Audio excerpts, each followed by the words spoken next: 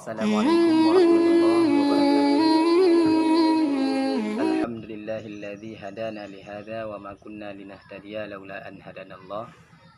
Allahumma shalli ala sayyidina Muhammad wa ala alihi wa sahbihi ajma'in, amma ba'd. Para pendengar yang dirahmati oleh Allah Subhanahu wa taala, pada kesempatan yang sangat berbahagia raya ini saya akan menjelaskan betapa pentingnya menuntut ilmu di dalam kehidupan di dunia ini. Rasulullah Shallallahu Alaihi Wasallam bersabda dalam sebuah hadis, "Utli'tu lailatal mi'raj 'alan nari fara'aitu aktsara ahliha al-fuqara."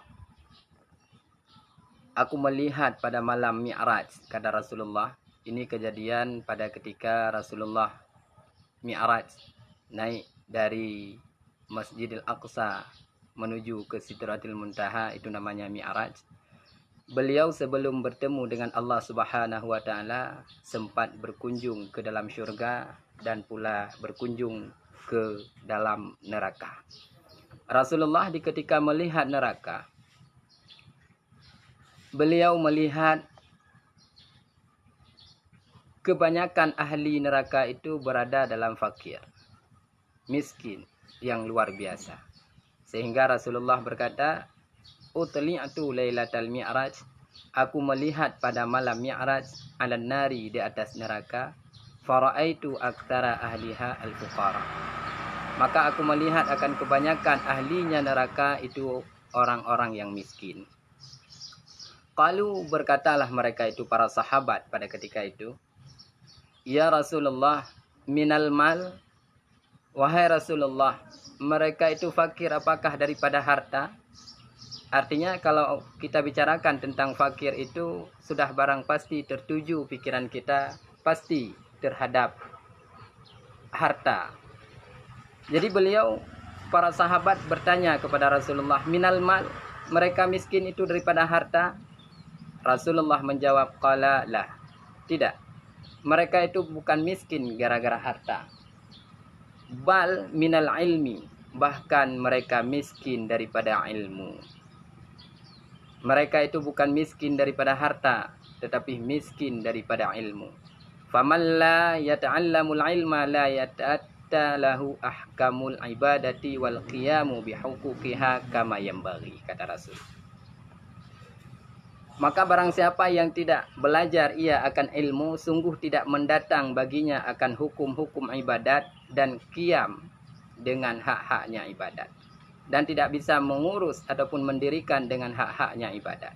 Artinya barang siapa yang melakukan ibadat tetapi dia itu tidak mempunyai ilmu, maka orang ini tidak akan sampai kepada hukum yang dituntut yang semestinya kama yanbaghi. Kemudian kalau kita tidak mempunyai ilmu, kita beribadat kepada Allah, ini sudah barang tentu syarat dan rukun kita tidak pernah mengetahuinya. Maka berkata Rasulullah, "La yata'atta lahu ahkamul ibadati wal qiyamu bihuquqiha kama yanbaghi." Tidak sesuai dengan apa yang diharapkan. Maka kita, orang yang beriman dan orang Islam, diwajibkan oleh Allah Subhanahu wa taala kepada kita semua untuk mengerjakan sehari semalam salat 5 waktu.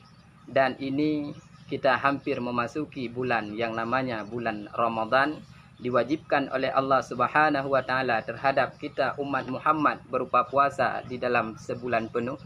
Maka belajarlah ilmu agama untuk sempurna hukum-hukum yang kita pelajari dan ibadat yang kita tuntut. Kemudian untuk kita tahu apa syarat dan apa yang membatalkan ibadat kita yang kita kerjakan. Ya, jangan sampai kita berpuasa sebulan penuh tetapi di setiap hari kita menahan lapar, menahan haus. Tetapi yang kita dapatkan di hari akhirat adalah cuman hampa belaka. Artinya tidak ada balasan yang sesuai dengan apa yang kita harapkan. Kenapa? Karena hukum dan syarat, rukun, dan yang membatalkan kita tidak pernah bisa. Maka hadirin para pendengar yang dirahmati oleh Allah Subhanahu wa taala, pelajarilah ilmu untuk sah semua ibadat yang kita kerjakan, dan bergurulah kita kepada orang-orang yang berilmu supaya kita mempunyai orang yang menunjukkan kita jalan yang benar. Kemudian saking tidak berfaedahnya orang yang beribadat tidak mempunyai ilmu, dijelaskan lagi, walau anna rajulan abadallahu subhanahu ibadata malaikati samawati bighairi ilmin kana minal khasirina. Dan seandainya bahwa sungguh seorang lelaki beribadat ia akan Allah Subhanahu wa taala, akan ibadat malaikat yang di langit.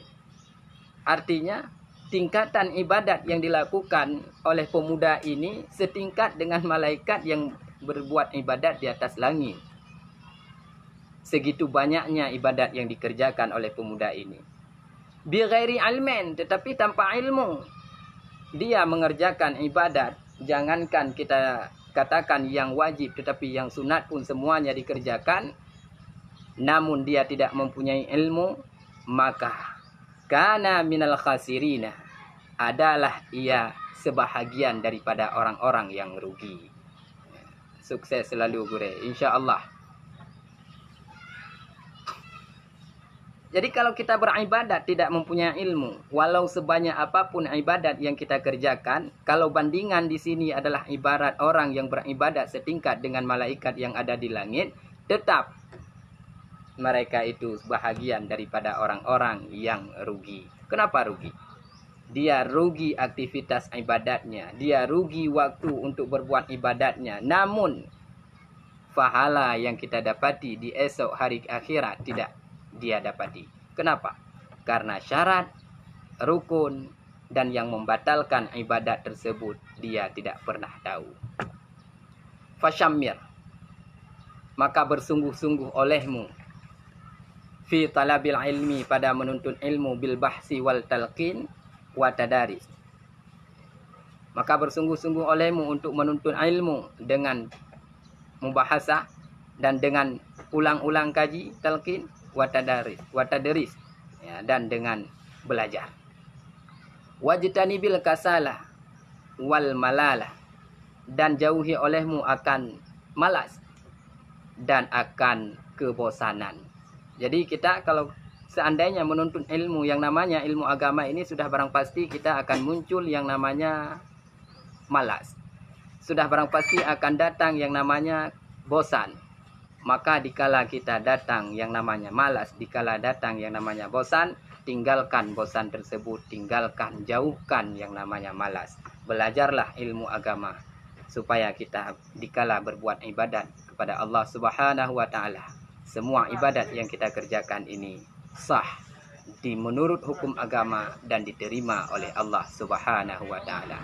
Wa illa, dan jika tidak kita, artinya tidak kita tinggalkan, tidak kita jauhi yang namanya malas, yang namanya kebosanan di ketika kita menuntut ilmu, fa anta fi khataril dalali, maka engkau adalah dalam goresan orang-orang yang sesat, dalam golongan orang-orang yang sesat.